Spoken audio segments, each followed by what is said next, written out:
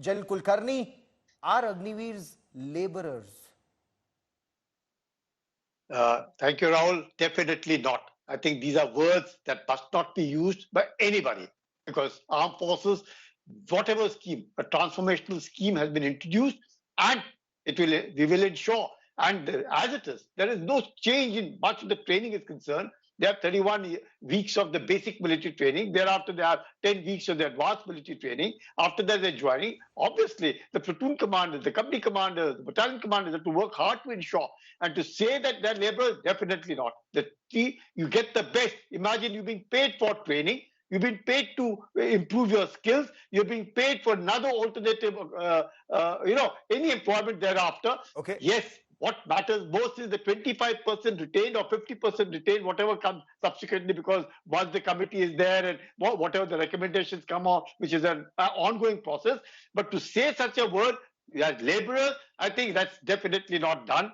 First and foremost, and secondly, any scheme, and what matters most. So let's take this step by step. General Dayal, it's a 4-year short-term tour of duty for youth.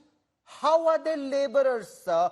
You heard General Sanjay Kulkarni say that best 20% will get absorbed within the army. Are these laborers getting absorbed in the army? See, Gaurav, if we also speak the political language, then we'll become politicians, and I think that's not the aim.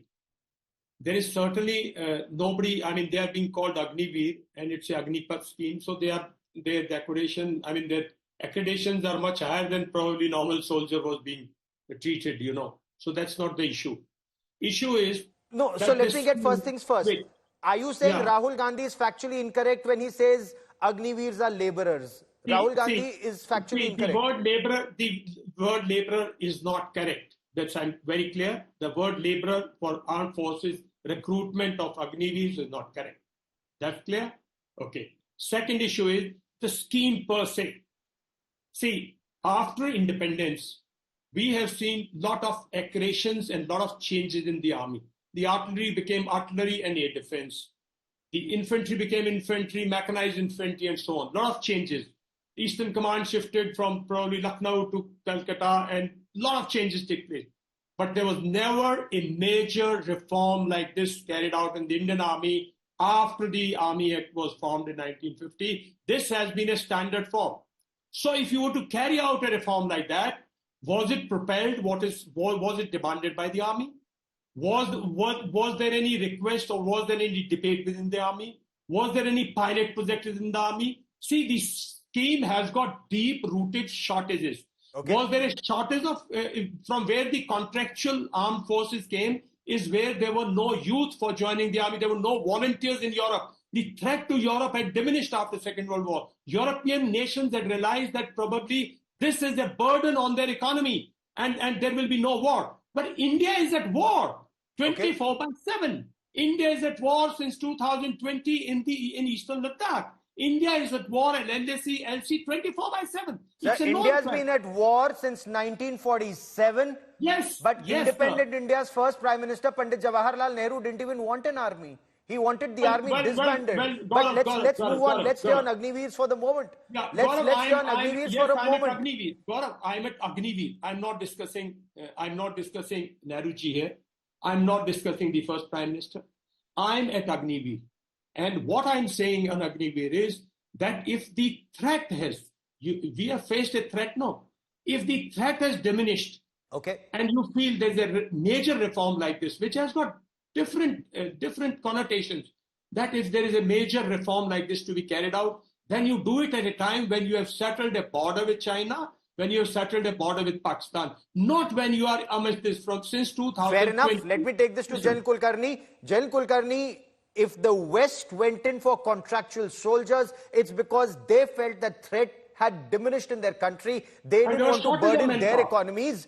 As far as India is concerned, we have 2.5 live borders. So you have a terrorist state, Pakistan, you have an expansionist China, and you have the enemy within. In that scenario, when you need more boots on ground, you're reducing tour of duty, you're reducing the number of soldiers, sir.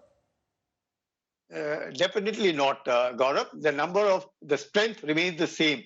The right sizing will be done over a period of time.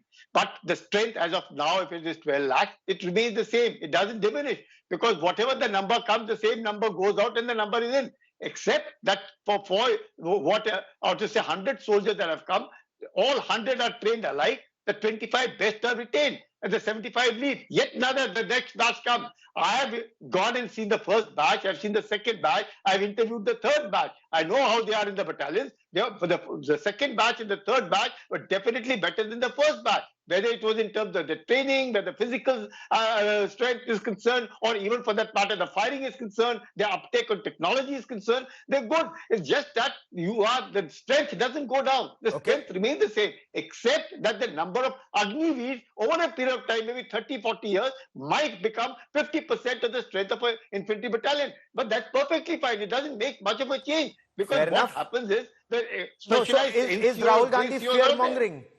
That's the question, General Dayal.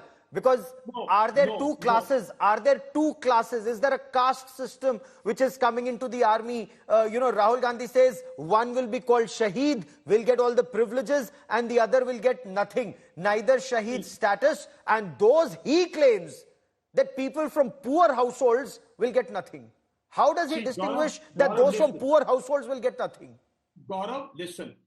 Firstly, I never said the number will get reduced. You must understand that it is a war situation. War is not a simple subject. It's a very complex issue. Out of the 4 people, or say out of 35, when you look at it, you have got 27 people, those who are uncertain of their future. There is a mind, there is a psychology. Has anybody done a psychological study of this youth of this age when they have to fight a war and when they're uncertain about their future? Secondly, sir, if I may, sir, will you permit me a short... Wait a minute, Rahul. Okay. Wait a minute, Gaurav. Yeah, go on, there sir. has been no clarity initially that if on the border, if in a field area, if in an operational situation, if on the LACLC, if a Agniveer dies, what is he entitled to? All that is a churning process. We are changing goalposts as the scheme is unfolding. There is no question that India at present needed a scheme like this without a pilot project, without carrying out a deep study. And this is initial. You imagine you are making army less attractive. You had a short service commission officer. We are talking of that out of 4, 1 guy will be retained. Why don't we tomorrow, if we start a scheme, out of 4 officers, 1 will be retained, 3 can be dismissed. The army will not remain attractive. No, so are you saying short service commission officers, because of short service commission officers, army is not attractive? To the best of the youth. It has to be attractive to the best of the youth. That is the profession. Okay. That requires, in case of India particularly, because our security challenges are huge. Please, General Kulkarni, General Dayal, I'll only come back to one point. In times of conflict, you've had emergency commission officers even in the Indian Armed Forces. And are you saying those emergency commission officers, EC officers, they were not good enough? No, I didn't say so. No, because I am saying that, why did you call them? Listen to me. Because you led to a situation in the army where you had to push emergency commission, short service commission.